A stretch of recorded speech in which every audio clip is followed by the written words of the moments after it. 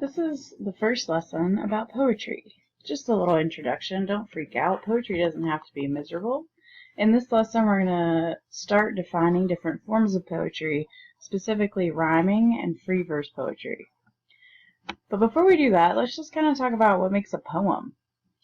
What is it in your mind that makes a poem? If we were to do a little brainstorm, what are the things that come to mind when you think about poetry? Maybe from past lessons or just things you've read. Poetry, does it have to have stanzas? A stanza is kind of like a paragraph, but in poetry you call it a stanza. So yeah, it has a stanza, but how many? Is there a certain number? I don't know, not really. What about rhyme? Does poetry have to rhyme? Some poetry does rhyme, some poetry doesn't. So we can't say that's what makes a poem. A lot of poetry uses figurative language, but some doesn't, so it's an option, but it doesn't have to have figurative language.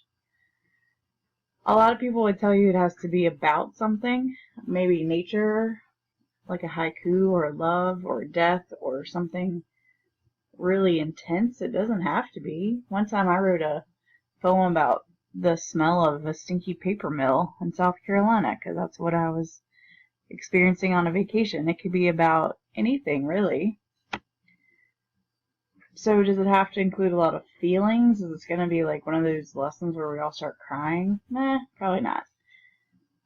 The bottom line is poetry can be about pretty much anything. It's anything that a writer wants to help a reader experience.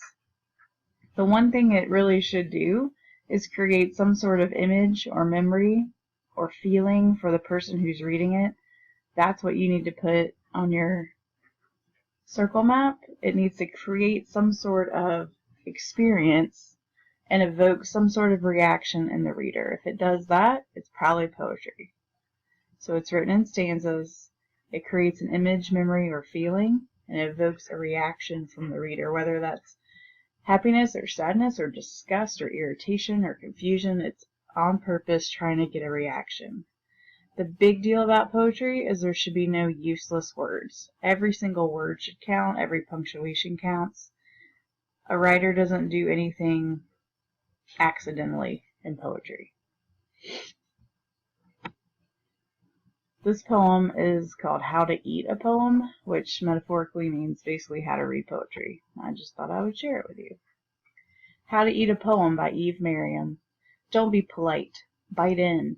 Pick it up with your fingers and lick the juice that may run down your chin. It is ready and ripe now, whenever you are. You do not need a knife or fork or spoon or plate or napkin or tablecloth, for there is no core or stem or rind or pit or seed or skin to throw away. Does this poem rhyme? No. That's kind of weird, but it creates an image. If you want to interpret the poem, my interpretation of this poem is it might be a little bit messy or uncomfortable to read poetry, but it's okay. Just dig in and try. Just try. Because there's no wasted words or images in poetry. If it's meant to create a reaction, then what is your reaction to this poem? This part right here makes me think like, ugh. And if that's all you got, if you think, ugh, that's a reaction. I like it. So, let's talk real close about rhyme. Rhyme is one of those things that you know it when you hear it. It's the same ending sound. So we count rhyme scheme by the end of a line of poetry. Not within the line, but at the end of the line. Rhyme means the last syllable sounds the same. Cat, rat, bat, fat, sat. So we start with the letter A at the end of the line, and if the next line rhymes, you label it A. If the next line doesn't rhyme, you give it a new letter. And if that rhymes, you give it the same letter. So this could go on forever. Maybe it's A, B, A, B. Maybe it's A, B, C, A, B, C. There's a lot of different rhyme schemes, or there may be none. But if it rhymes, you count it by the end of the line. If you have two lines that rhyme with each other, it's called a couplet. Two lines that rhyme with each other are couplets. You might have a poem that has a rhyme scheme of A, B, A, B, A, B, and then at the very end it says C, C, two different sounds, and so the last part of the poem would be a couplet. Shakespeare did that a lot. It was pretty popular to end your poem with a couplet, but this is the term you need to know. Couplet means two lines that rhyme, kind of like a couple is two people. Here's an example poem of rhyme. This is called A Love Song by Raymond R. Patterson. Aww. Do I love you? I'll tell you true. Do chickens have lips? Do pythons have hips? Do penguins have arms? Do spiders have charms? Do oysters get colds? Do leopards have moles? Does a birdcage make a zoo? Do I love you? What do you think? The first thing I want you to do is mark the rhyme scheme at the end of each line. So you start with the letter A and then mark the rhyme scheme. The second thing you need to do is interpret this poem. Does the speaker actually love this person? How can you tell?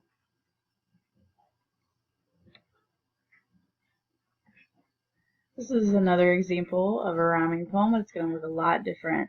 It looks different. It kind of looks like a paragraph, but it's really just one stanza.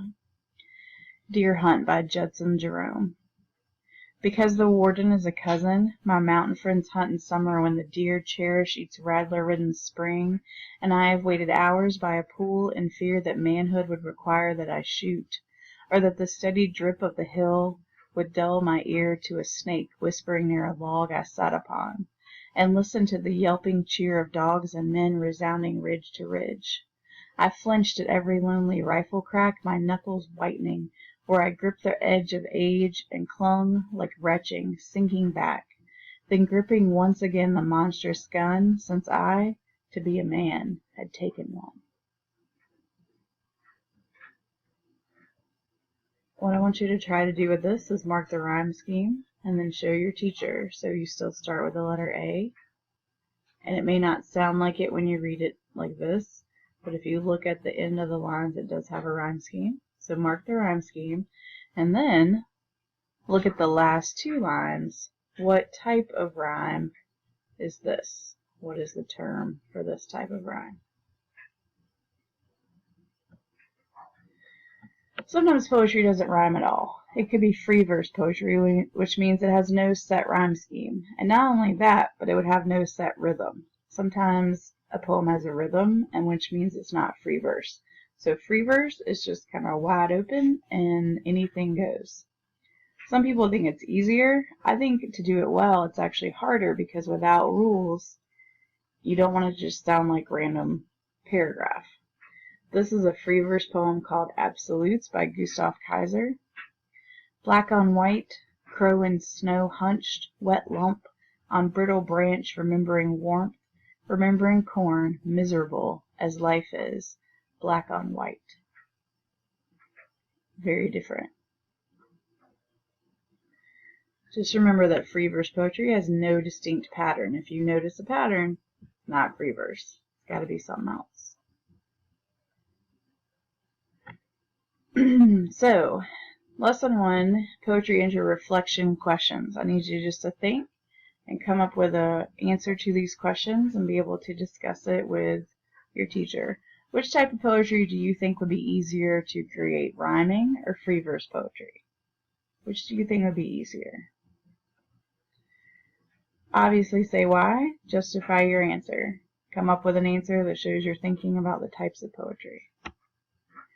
Which type of poetry do you like to read more? And just explain why. Don't say none. If you say none, you go back and try again.